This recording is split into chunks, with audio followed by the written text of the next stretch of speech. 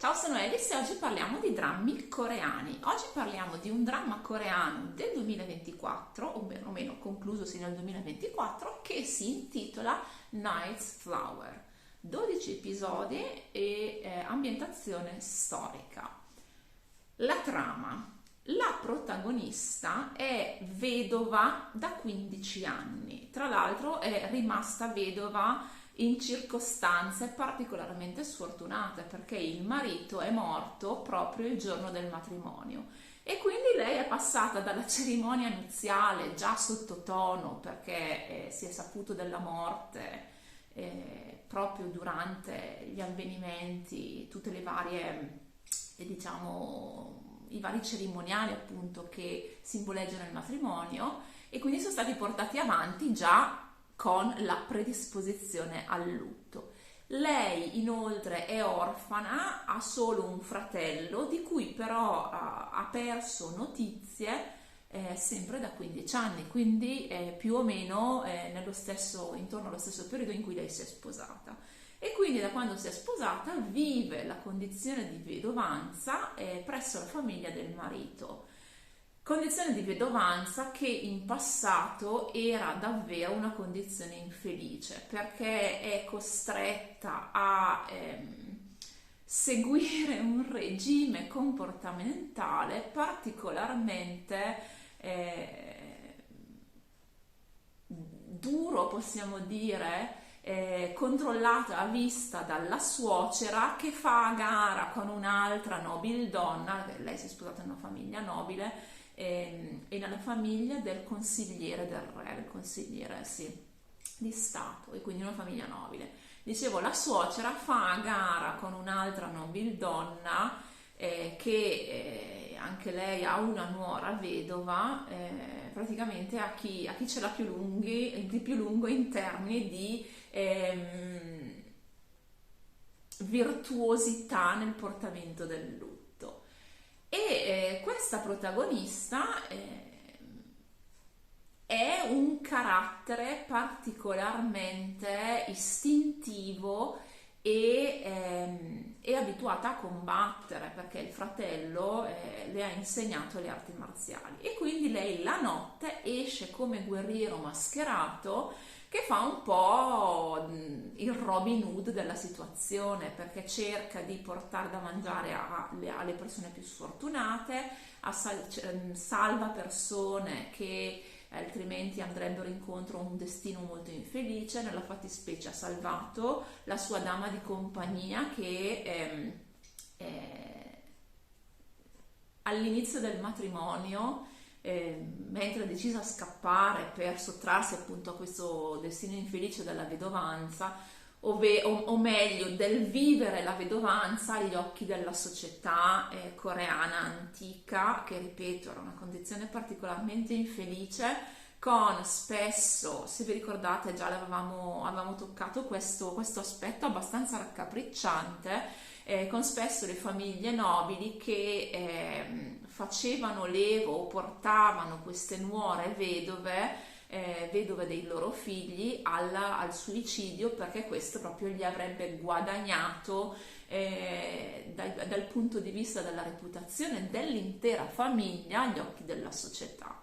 Ecco, la suocera della protagonista ancora non è arrivata a questo punto, però comunque è molto molto pressante sul fatto di mantenere le apparenze al meglio possibile pur in questa condizione che già di per sé, ripeto, è estremamente infelice. Dicevo, lei la notte, la protagonista la notte esce a fare la Robin Hood e durante una delle sue prime uscite, quando in realtà non era ancora mascherata ma stava semplicemente cercando di scappare dalla casa della famiglia del marito,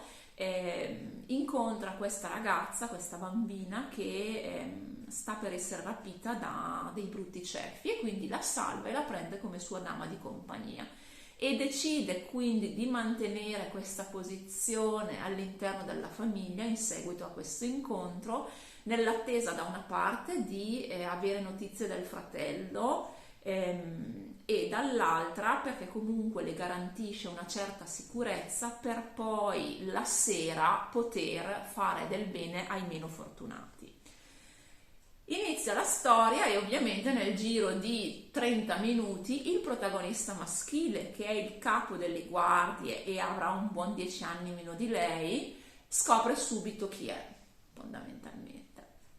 E si scopre anche che loro due condividono un dramma del passato, perché 15 anni prima, in concomitanza con il matrimonio della protagonista, con la scomparsa del fratello del protagonista, sono successe anche altre due grosse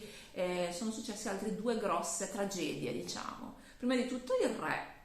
è morto, il re precedente è morto, si vocifera per malattia. E se non fosse che però contestualmente alla morte del re, la famiglia delle guardie speciali del re è stata sterminata e è rimasto vivo soltanto un ragazzino che è stato poi adottato dalla famiglia del segretario reale. Segretario reale che era del segretario del re precedente e lo è anche del re attuale, che all'epoca dei fatti di 15 anni fa, ovvero la morte del re precedente, era ovviamente il Crown Prince. E è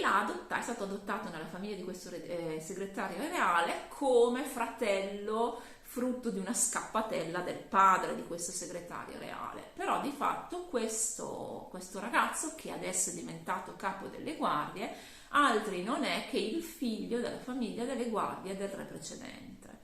che sta cercando di capire chi è che ha fatto fuori la sua famiglia, e si scopre che c'è una grande congiura ordita niente meno che dal suocero della protagonista, quindi dal cancelliere, che di fatto ha fatto fuori il re precedente e messo sul trono quello attuale,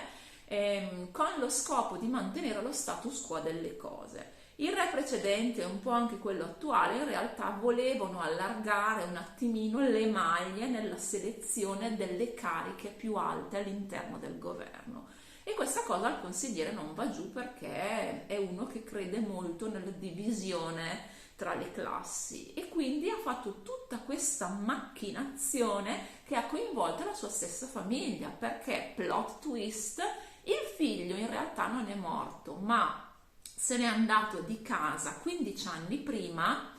per farsi i fatti suoi, perché è innamorato di una straniera. Il padre assolutamente non accetta la cosa e quindi lo caccia di casa, intimandogli però di non tornare più. Lui torna poi dopo le sue peregrinazioni, poi non si sa neanche che cosa sia successo nella sua vita in questi 15 anni, e si scopre anche lui di avere una moglie, cosa che non sapeva, perché ripeto è tutta una macchinazione del consigliere di Stato, che ha fatto sposare la protagonista nella sua famiglia, con poi tutta la messa in scena della morte del figlio e quindi della il conseguente vivere la vedovanza di questa donna, solo perché lei era appunto la sorella della guardia reale del re precedente, che ha raccolto le sue ultime volontà, di cui questo consigliere si vuole impossessare, ma che ancora non è riuscito, e quindi si tiene bene vicino questa protagonista per riuscire a capire attraverso di lei se il fratello le ha fatto avere questo reliquia preziosa del re precedente, che lo metterebbe molto, molto in difficoltà. Sono 12 episodi e io devo dire che sono rimasta un po' delusa, sinceramente, da diverse cose. La trama in sé avrebbe potuto essere molto più avvincente, perché la protagonista comunque sia è una di polso, nel senso che è una che si sa difendere.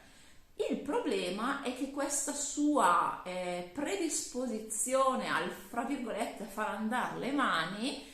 si accompagna non sempre con un uguale finezza di intelletto, Perché sì, allora, lei è dov'è,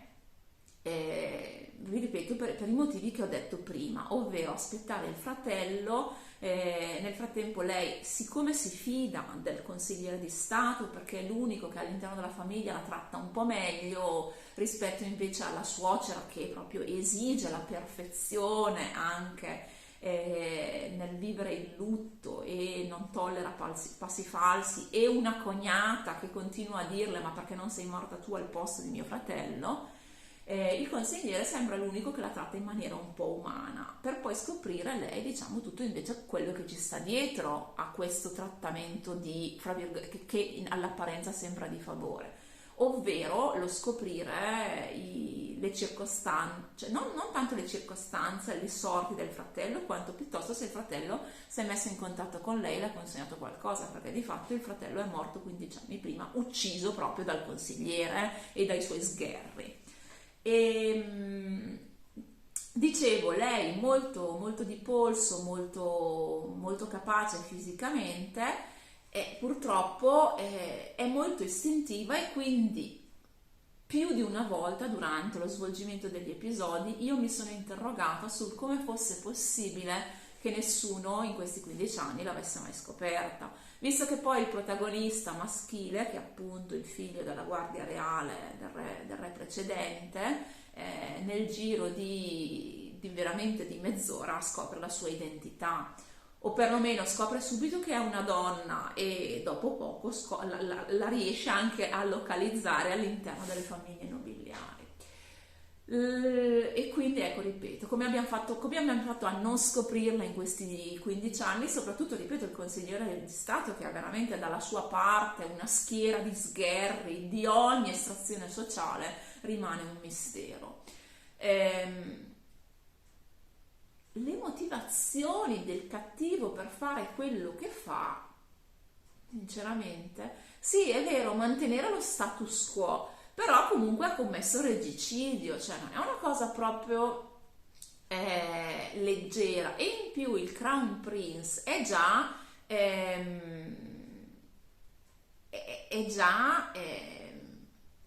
un uomo, un giovane uomo, non è un bambino facilmente manipolabile. Tra l'altro il Crown Prince sospetta della morte, del fatto che il padre sia morto avvelenato, o sia morto comunque in seguito alle macchinazioni di questo consigliere, fin da subito. Quindi durante questi 15 anni di regno lui fa un po' la parte del re indolente e disattento agli affari di Stato, lasciando campo libero al consigliere di Stato, ma di fatto lui in sottofondo, cioè dietro le quinte, sta investigando, non tanto per scoprire chi è il colpevole, perché il colpevole lui sa già chi è, ma per avere le prove che poi arriveranno proprio attraverso la protagonista, anzi meglio attraverso il fratello della protagonista, che ha lasciato, come già le aveva promesso in passato, una spada per combattere, e nell'elsa di questa spada è racchiuso proprio l'ultimo messaggio del re, che è stato assassinato dal consigliere, al figlio, al Crown Prince, che all'epoca dei fatti è invece re. E quindi finalmente riescono a smascherare tutta questa grande congiura e ad avere la meglio sul cattivo. Resta il fatto che la sua motivazione mi sembra un po' debole, perché comunque, allora, è vero che mantenere lo status quo è sicuramente, per una persona poi abituata ad aver sempre avuto privilegi, in tutto, cioè, è nel suo interesse mantenere lo status quo. Però è anche vero che l'allargamento nelle maglie della selezione costituisce un pericolo fino a un certo punto, perché comunque persone di estrazione sociale più bassa avranno sempre bisogni diversi, soprattutto materiali, rispetto a qualcuno che invece ha sempre vissuto nel benessere. E per una persona abituata a pensare come questo consigliere sono anche sicuramente molto più manipolabili, forse. Quindi non lo so, la sua motivazione mi è sembrata un po' debole, ecco. In più vogliono farci passare questa trama romantica appunto fra il capitano delle guardie e questa nobildonna che però è sposata, in più poi a un certo punto il marito arriva sulla scena e quindi sembrerebbe proprio impossibile, ma tra di loro quelle poche scene in comune che hanno non riescono a rendere l'infatuazione, soprattutto da parte di lei. Lui è un pochino più credibile perché la guarda proprio con gli occhi da bambi in tante circostanze. Lei invece, che pure è molto credibile nel momento in cui deve fare la donna forte che padroneggia le arti marziali e aiuta i deboli, nelle scene invece romantiche mi viene un po' meno come credibilità, quindi sì, la fine poi in cui il matrimonio di fatto tra i due, tra la protagonista e il marito ritornato sulla scena dopo 15 anni per amore della madre fondamentalmente, perché lui sa benissimo che tipo è il padre.